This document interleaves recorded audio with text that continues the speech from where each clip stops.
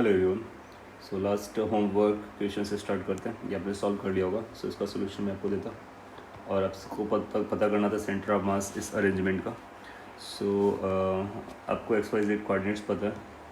सो इसको properly coordinate form में लिख सकते हो। This is going to be a, 0, this is going to be 0, a, this is going to be a, a. So this is how you will get the coordinates of each particle. And इसके बाद आपने directly axiom लिख दिया होगा। Axiom की जो value आएगी वो summation of m a m1 x1 plus m2 x2 इस तरह से भी लिख सकते हैं, plus m3 x3 divided by m1 plus m2 plus m3। ये लगाना था अपने को। अच्छा, m1 किसको बोलना है, 2 किसको बोलना है, 3 किसको बोलना है, वो आपकी चॉइस है। लेट्स से अगर हम इस ऑर्डर पे चलते हैं, ये 1 है, ये अपने लिए 2 है, ये अपने लिए 3 है। सो 1 2 3 इस तरह से लिखा जा सकता है। तो m1 का मास कितना होगा m, x1 कोऑर्डिनेट कितना हो जाएगा a, m2 का मास होगा ट्वाइस m, और x2 कितना हो जाएगा, वो भी a होगा। m3 is going to be m और x3 is going to be 0 divide by m1 plus m2 plus m3। अगर सभी को हम एडअप करेंगे तो m plus let me write over here, so it's going to be m plus 2m plus m, basically 4m हो जाएगा। सो यहाँ से अपने को मिलेगा 2ma that is 3ma divide by 4m। x coordinate is coming as a 3a by 4. Okay, and then after YCM के बारे में बात करेंगे। So YCM is going to be again by following the same rule MI/YI. So as per this MI/YI and then divide by MI, इसको जब simplify करेंगे so ये बनेगा M first coordinate 0 twice M second coordinate is A M third coordinate is A divided by total mass which came out to be 4m। इसको अगर हम simplify करते हैं तो इसकी जो वैल्यू आने वाली है that is going to be again thrice ma divide by 4m। So YCM is turning up as 3a by 4। So इसका कोऑर्डिनेट भी 3a by 4 आ गया। ZCM के बारे में बात करेंगे। So this is an XY plane, so ZCM will become 0। So इसका जो सेंटर ऑफ मास लोकेशन आएगा वो हम निकाल सकते हैं कहाँ पर आएगा। दोनों बराबर आ रहे हैं। सो अगर हम इसको लिखें प्रॉपरली कि सेंटर ऑफ मास कहाँ पर होगा, so it will be written as 3a by 4, 3a by 4, 0। इस तरह से आप कोऑर्डिनेट दे सकते हो। अब एग्जाम में ये डिपेंड करेगा कि आपको किस तरह से ऑप्शंस दिए गए, उसके अकॉर्डिंग आप बताएंगे ना। इसको और भी तरीके से आप सॉल्व कर सकते थे। कैसे कि अब ऐसा बोलो कि अगर इस डायगोनल को आप मिला लेते हो, ये डायगोनल को ज्वाइन करते हो, तो केवल इन दो पार्टिकल्स का अगर सेंटर ऑफ मास निकालो तो वो उसके मिड पर आएगा, एग्जैक्टली मिड पर आएगा। और इन दोनों पार्टिकल्स को आप हटा सकते हो और उन दोनों की जगह पर एक 2m मास को यहाँ पर रख सकते हो, राइट। फिर इसके बाद में ये 2m और ये 2m का सेंटर ऑफ मास निकाल सकते हो। इन दोनों का सेंटर ऑफ मास निकालोगे तो आप पाओगे ये 2m है, ये भी 2m है, तो इसका भी एग्जैक्टली मिड पर लाई करेगा यहाँ पर। सो फाइनल सेंटर ऑफ मास यहाँ पर लाई करना चाहिए, फाइनल सेंटर ऑफ मास सभी का। पॉइंट इसके अगर आप चाहो तो ग्रुप पे भी सेंटर ऑफ मास निकाल सकते हो। पहले किसी पार्ट का निकालो, फिर किसी का निकालो, फिर कंबाइन निकालो, तब भी जमता है। और अगर आप ध्यान से ऑब्जर्व करो तो आंसर आपको यहाँ से मिल भी गया, क्योंकि ये सिमेट्रिकल था। ये जो फर्स्ट वाला सेंटर ऑफ मास रहा होगा ये 2m का, वो एग्जैक्टली सेंटर पे रहा होगा, तो ये कुछ a by 2 रहा होगा। और ये जो रहा होगा ये भी एग्जैक्टली मिड पे रहा होगा, क्योंकि दोनों सिमेट्रिकल हैं, 2m है, तो ये 3a by 4 हो जाएगा। और ये भी कितना हो जाएगा, 3a by 4। So this will become 3a by 4। Let me write properly. So that's going to be 3a by 4 and this is going to be 3a by 4. So अगर आप ज्योमेट्रिकली भी हैंडल करना चाहते हो तो कई बार बहुत इजीली हो जाता है। अदरवाइज क्या होगा कि अपने को ये रूल्स को फॉलो करके निकालना होगा centre of mass. Okay, so final this is the answer. इसको अगर आप पोजीशन वेक्टर के फॉर्म में लिखना चाहें तो RCM को कैसे लिखा जा सकता है, 3a by 4 आप कॉमा ले लीजिए, ये बनेगा I cap plus J cap, that's all. So this will become the format of writing in vector form. Next example से एक और पॉइंट लर्न कर लेते हैं जो काफ़ी यूज़फुल रहने वाला है। लेट्स अपने पास दो पॉइंट मासेस हैं और उनका जो सेंटर ऑफ मास है वो अपने को पता है, वो सेंटर ऑफ मास ओरिजिन पर है। सो अगर ओरिजिन पर सेंटर ऑफ मास होगा then what is going to happen, तो आप बोलोगे कि उसका RCM 0 हो जाएगा, तो RCM को 0 रख देंगे। यहाँ पर हम केवल दो पार्टिकल की बात कर रहे हैं, तो XCM 0 हो जाएगा, YCM ZCM तो ऑलरेडी 0 है। तो अगर इसको हम XCM 0 करना चाहेंगे तो इससे क्या कनेक्शन बन के आएगा, तो अब देखोगे कि XCM डेफिनेटली 0 हो जाएगा। और XCM की डेफिनेशन क्या होती थी, सिंस हम लोग जानते थे कि XCM को लिखना होगा M1 कोऑर्डिनेट ऑफ X1, इसका कोऑर्डिनेट लिखना होगा, तो इसके फर्स्ट के कोऑर्डिनेट अपने को क्या मिलेंगे, can we say is going to be -x1, 0। इसका जो कोऑर्डिनेट होगा वो x2, 0 होगा, तो हम लिखेंगे m1 माइनस x1 क्योंकि वो निगेटिव टेरिटरी पर है, plus m2 x2 divide by m1 plus m2। अगर आप दोनों को कंबाइन करेंगे तो आपको यहाँ से पता चलेगा कि अपने को मिल रहा है -m1 x1 plus m2 x2 divided by m1 plus m2. This is coming as 0, which is basically becoming equal to minus m1 x1 plus m2 x2 equal to 0. So finally you can write it as like m1 x1 is equal to m2 x2. Now this is going to be very important result for two particles कि अगर दो particles given है और उनका centre of मास अपने को पता है कि अगर वो ओरिजिन पर है तो m1 और x1 का प्रोडक्ट m2 x2 के बराबर होता है। फ्यूचर में आप देखोगे कि अगर इसको हम डिफ्रेंशिएट कर देंगे तो ये x1 will become into dx1 by dt, x2 will become into dx2 by dt, तो ये m1 v1 equal to m2 v2 जैसा कुछ रिलेशन आएगा। बट उसके लिए कंडीशन क्या आएंगी वो हम लोग ओवर द टाइम लर्न करेंगे कि सेंटर ऑफ मास को ओरिजिन पर होना चाहिए और उसको मूव नहीं करना चाहिए।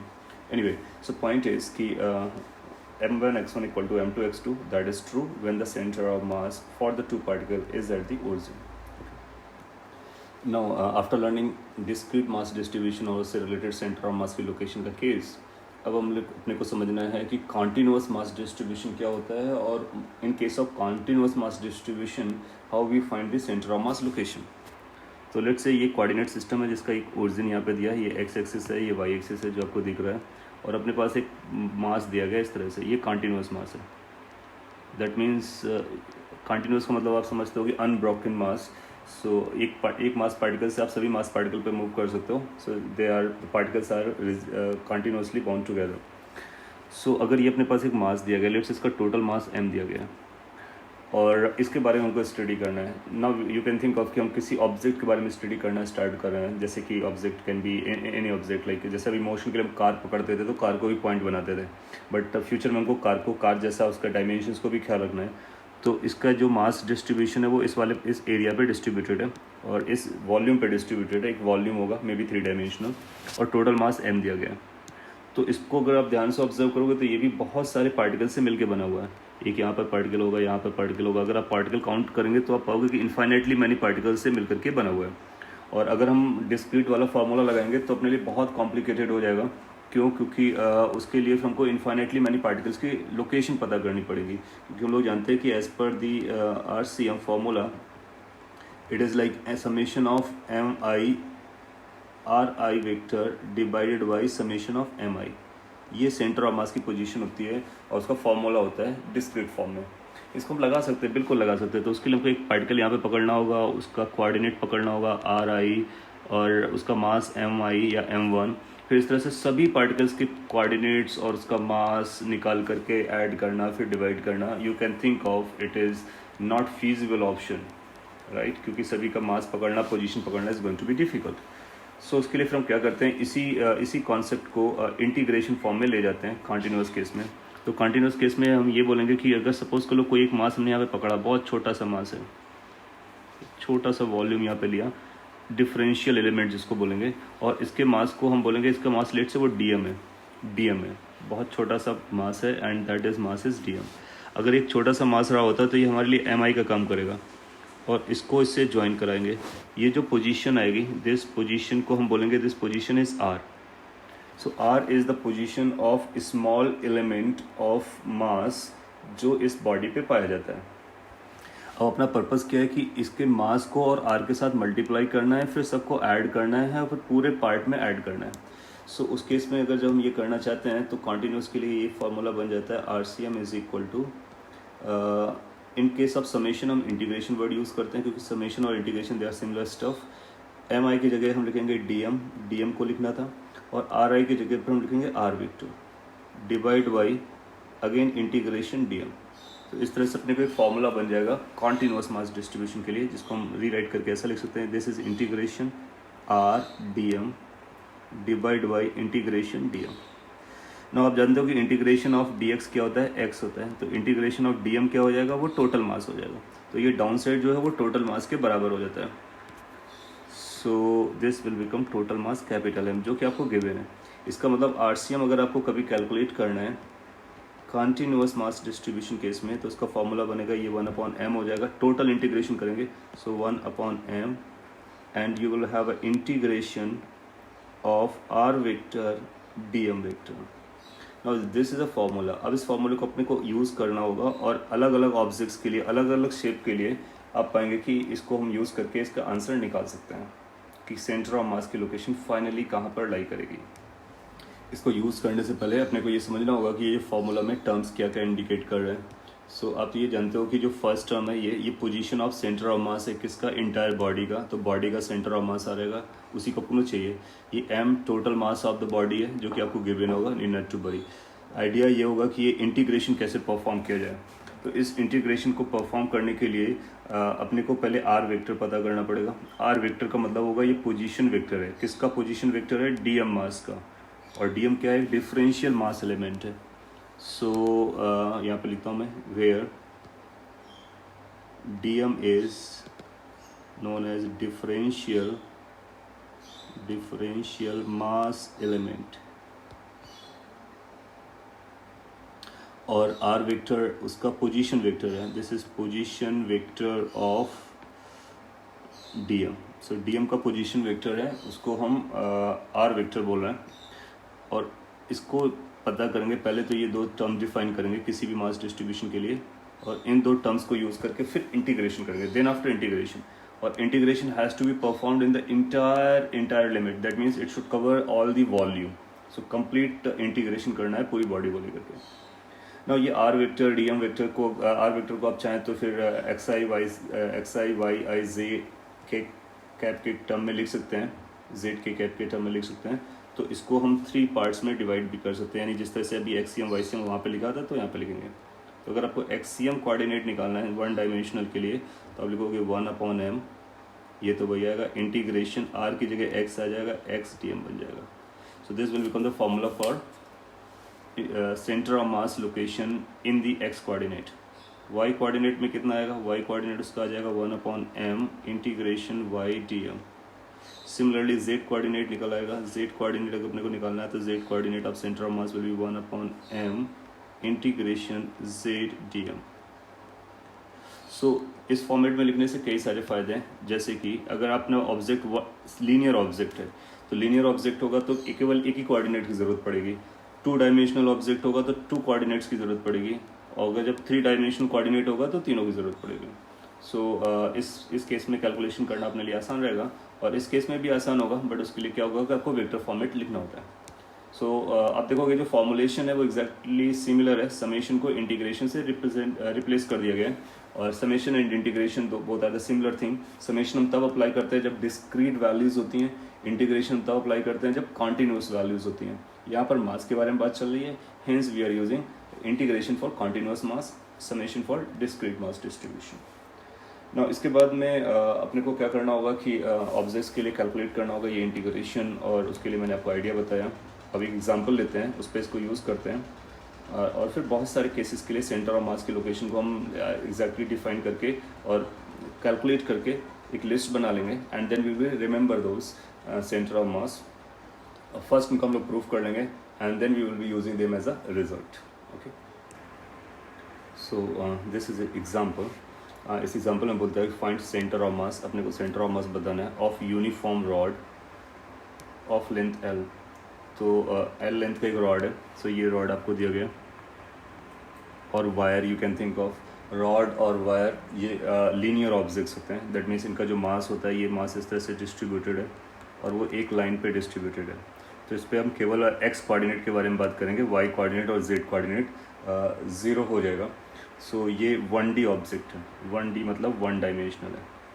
अभी हम लोग जनरल फार्मूला बना लेंगे जिसमें मास डिस्ट्रीब्यूशन के बारे में भी लर्न कर लेंगे, और उसमें हम डीएम कैसे कैलकुलेट करते हैं 1D 2D 3D के लिए, उसके लिए भी बात करेंगे। एनीवे, पहले इसको सॉल्व करते हैं, और जितना भी लर्न किया उसके उतने कॉन्सेप्ट को यूज़ करके।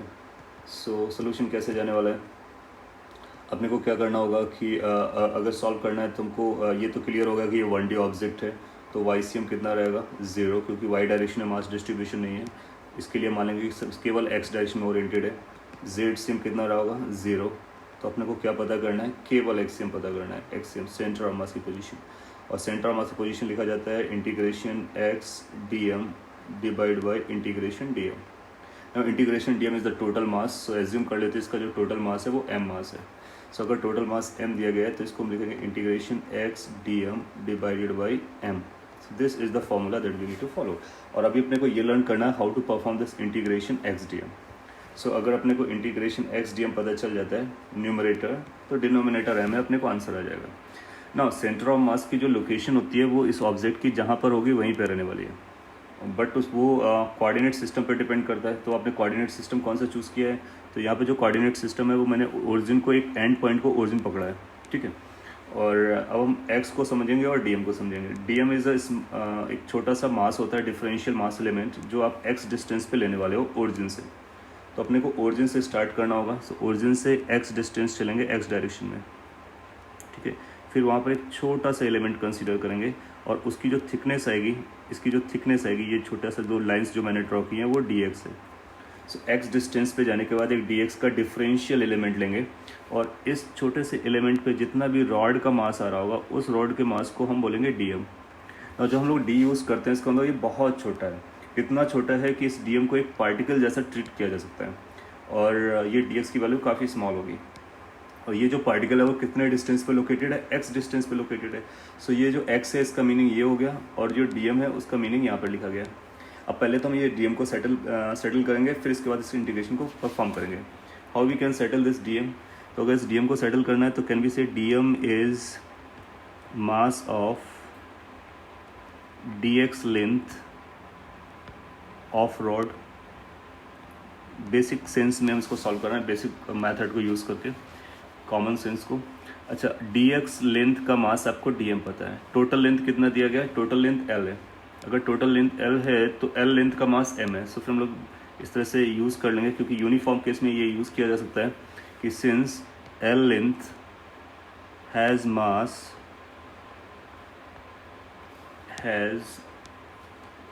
मास is equal to m, that's why one unit length will have a mass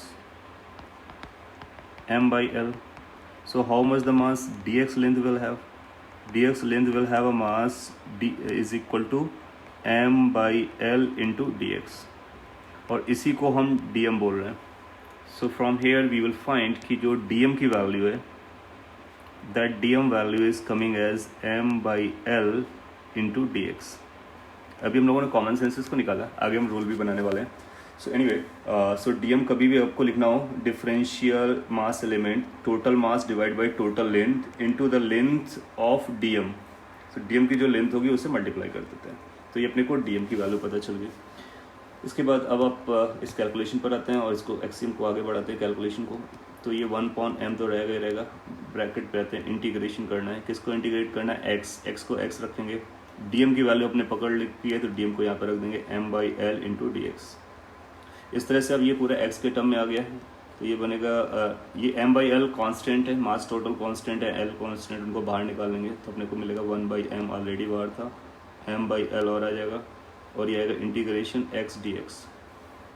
ना अगर आपको टोटल मास को काउंट करना है, टोटल मास को काउंट करना है, तो x को हमको यहाँ से स्टार्ट करना होगा 0 से इस पॉइंट तक लेके जाएंगे, और ये जो पॉइंट है, लास्ट वाला पॉइंट, क्या वो x इक्वल टू l हो जाएगा, यस, क्योंकि 0 से चला है तो x इक्वल टू 0 से लेकर के x इक्वल टू l तक आपको इंटीग्रेट करना है, क्योंकि आपको आपके यहाँ पे लिमिट लगानी है। So limit has to run from initial which is 0 to final which is l।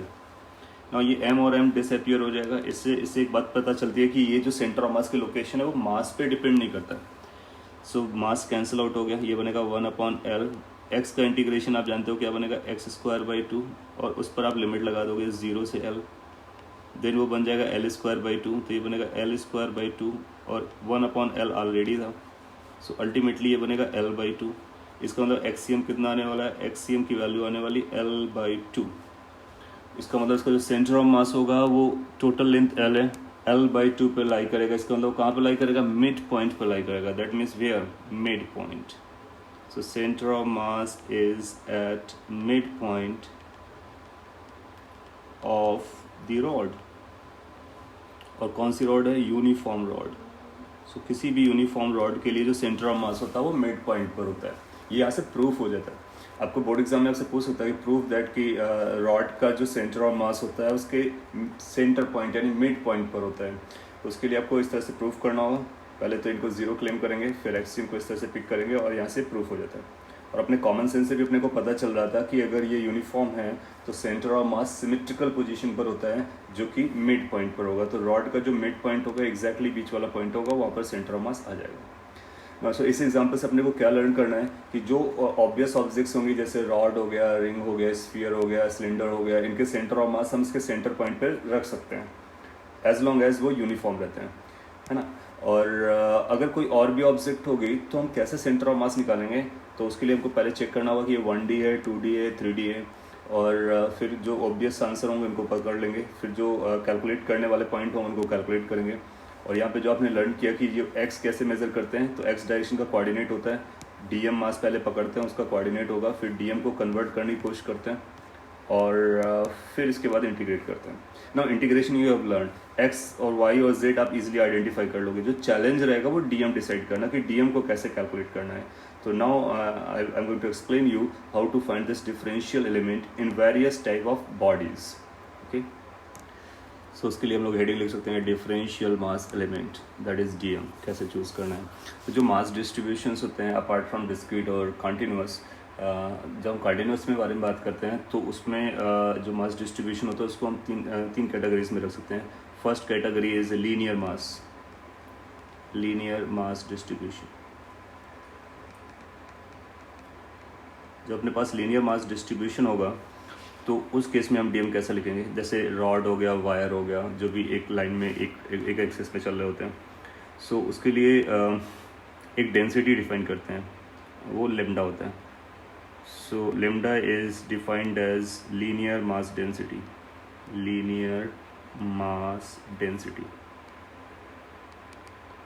Now अगर linear mass density आपको पता है तो linear mass density का मतलब होता है mass per unit length. So mass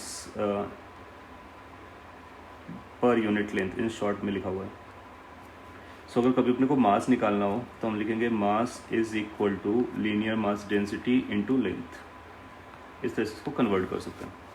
no, अब कोई भी लेंथ अगर आप चूज़ करना चाहोगे तो उसका मास पता चल जाएगा। जैसे कि अगर हम डीएल लेंथ लिखना चाहते हैं या डीएक्स लेंथ लिखना चाहते हैं, यहाँ पे एल एक्स वाई जो भी एक लिख सकते हो। डीएक्स अगर हम लेंथ लिखना चाहते हैं तो उसके लिए लेमडा से मल्टीप्लाई कर देंगे, तो डीएक्स इंटू लेमडा की जो वैल्यू आएगी वो डीएम के बराबर आ जाएगी।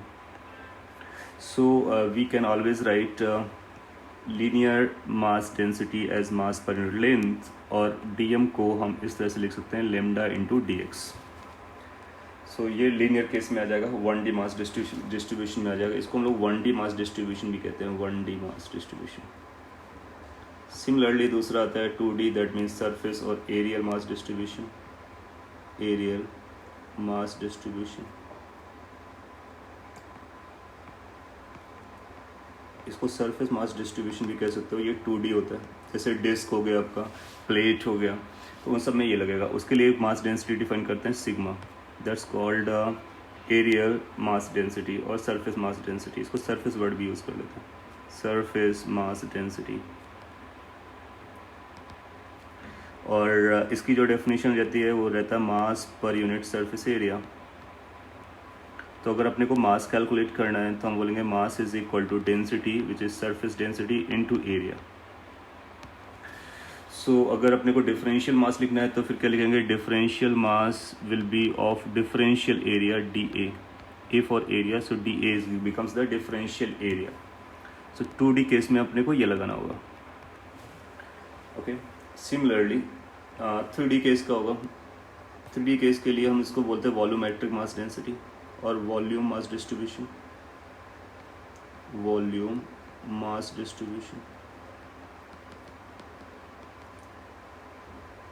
उसके लिए जो डेंसिटी आती है उसको हम वॉल्यूमेट्रिक मास डेंसिटी बोलेंगे। ये 3 डायमेंशन में होता है। इससे आप ऑलरेडी आपको आइडिया होगा कि ये क्या होता है। इसको हम रो से लिखते हैं, रो। तो रो इज वॉल्यूमेट्रिक मास डेंसिटी होती है। ना इस वॉल्यूमेट्रिक मास डेंसिटी का मतलब ये हुआ कि मास पर यूनिट वॉल्यूम होगा। So rho will be is equal to mass per unit volume.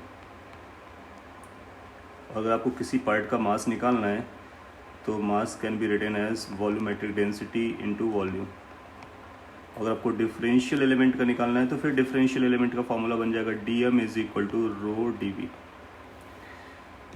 Okay, so this will become the formula for differential mass element in case of 3D case. dv का मतलब हुआ differential volume, da का मतलब हुआ differential area और dx का मतलब हुआ डिफरेंशियल लेंथ. तो ये डिफरेंशियल लेंथ है, ये डिफरेंशियल एरिया है और ये डिफरेंशियल वॉल्यूम है. Understood.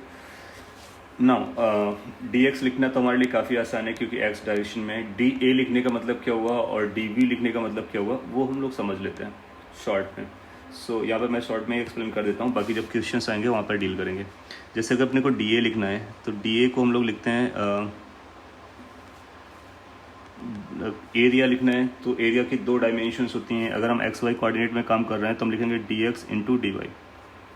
So dA will be written as dx into dy. अगर अपने को dv लिखना है वॉल्यूम तो वॉल्यूम में हम xyz कोऑर्डिनेट में काम करेंगे तो हम लिखेंगे dx into dy into dz. No अपने को पता है कि अगर हमको मास कैलकुलेट करना है तो इंटीग्रेट करना पड़ेगा इसको भी, है ना. तो उसके लिए अगर हम इंटीग्रेशन टोटल मास इसको इंटीग्रेट करके निकालना चाहें तो इसका एक और वर्जन भी यहाँ पे लिख देते हैं कि अगर हमको मास निकालना हो तो हम लिखेंगे mass is going to be integration of dm which is going to be basically integration of lambda dx. इस तरह से हम मास 1D के केस में निकाल लेंगे. अगर अपने को 2D के केस में मास निकालना हो तो हम बोलेंगे इंटीग्रेशन ऑफ, इसको दोनों तरफ इंटीग्रेट करना पड़ेगा. जब आप इसको इंटीग्रेट करोगे तो आपको सिग्मा dA को इंटीग्रेट करना पड़ेगा. dA को आप dx dy लिख सकते हो. सिंस यहाँ दो d आ रहे हैं इसलिए इसको डबल इंटीग्रेशन कहेंगे. So in case of 2 dimensional mass distribution integration has to be performed twice. एक बार x के रिस्पेक्ट में, एक बार y के रिस्पेक्ट में. और अगर हम वॉल्यूमेट्रिक के बारे में बात कर रहे हैं तो वॉल्यूमेट्रिक के लिए जो हमको टोटल मास कैलकुलेट करना पड़ेगा तो उसके लिए हमको इसको इंटीग्रेट करना पड़ेगा. लेकिन उसमें x y z आ रहे हैं, सिंस वो z आ रहा है इसलिए इसको ट्रिपल इंटीग्रेशन करेंगे. Triple integration rho into dx into dy into dz. This is how it is written. So this involves 1 time integration. 2D mass involve 2 times integration. Double integration this involve triple integration. ना ये double और triple integration perform करना थोड़ा सा कई बार challenging होगा तो हम लोग उसको अवॉइड करेंगे और कोशिश ये करेंगे कि डबल इंटीग्रेशन को कैसे हम सिंगल इंटीग्रेशन में कन्वर्ट करें और ट्रिपल इंटीग्रेशन को कैसे हम सिंगल इंटीग्रेशन में कन्वर्ट करें. That will remain our challenge. और एक बार इसको कन्वर्ट कर लिया then it will be easy for us to solve that integration. So ये डिफरेंशियल मास एलिमेंट कैलकुलेट करने की स्टोरी है और इसको आपको समझना होगा. इसके बाद 2 टर्म्स जनरली यूज़ होते हैं डेंसिटी को लेकर के. एक यूनिफॉर्म और नॉन यूनिफॉर्म, उनको समझते हैं. यहाँ पर जो आपको की पॉइंट पकड़ना है वो लीनियर मास डेंसिटी अलग होती है और एरियल और सरफेस मास डेंसिटी सिग्मा होता है. That's a different. और volumetric mass density that is also different और वो वॉल्यूम से डिपेंड करती है. सो यूनिफॉर्म नॉन यूनिफॉर्म कब क्लेम करेंगे उसके बारे में समझ लेते हैं. जब कभी आपसे बोलेगा यूनिफॉर्म मास डिस्ट्रीब्यूशन, इसका मतलब एक ही होगा, uniform mass distribution will indicate that density is constant. Density is constant. तो अगर डेंसिटी कांस्टेंट होगा तो फिर इंटीग्रेशन करना बहुत आसान हो जाता है क्योंकि जब डेंसिटी अगर कांस्टेंट हो गया तो उस केस में आप पाओगे कि सारे के सारे मास हम लिख सकते हैं. जैसे 1D के मास को हम क्या लिख सकते हैं, mass is was integration lambda dx. अब आपको पूरा अगर इंटीग्रेट कर दो, लेट्स से 0 से L तक इंटीग्रेट कर दो तो ये बनेगा lambda into L. So this will become the mass formula in case of uniform. 2D में क्या बन जाएगा? In case of 2D, mass is written as integration, double integration और single integration, जैसा भी लिखना चाहो. Single integration लिखेंगे तो area लिखेंगे sigma into dA. So since uniform है इसका मतलब डेंसिटी सिग्मा कांस्टेंट होगा तो सिग्मा बाहर आ जाएगा. dA का इंटीग्रेशन A बन जाएगा तो सिग्मा into A बन जाएगा. 3D केस में क्या होगा? यूनिफॉर्म केस के लिए, यूनिफॉर्म केस के लिए आएगा sigma into dV. Again sigma rho, इसको रो पढ़ते हैं और इसको सिग्मा पढ़ते हैं. So rho into D V. Rho constant होगा तो बाहर आ जाएगा dV. टोटल वॉल्यूम का इंटीग्रेशन वॉल्यूम आ जाएगा. सो ये जो फार्मूलाज होते हैं mass is equal to density into volume, ये हम तभी यूज़ करते हैं जब मास डिस्ट्रीब्यूशन कैसा हो, यूनिफॉर्म हो, यूनिफॉर्म मास डिस्ट्रीब्यूशन के लिए यूज़ करते हैं, अदरवाइज हम ऐसा यूज़ नहीं करेंगे, दैट विल बी रॉन्ग। और 2D के लिए हम लिख सकते हैं surface density into area, 1D के लिए हम लोग लिख सकते हैं linear density into area this length. So this is how uniform mass distribution is going to be written as. अगर यूनिफॉर्म नहीं हुआ वो अपने लिए चैलेंजिंग होगा, तो उसके लिए वो दूसरा होगा नॉन यूनिफॉर्म।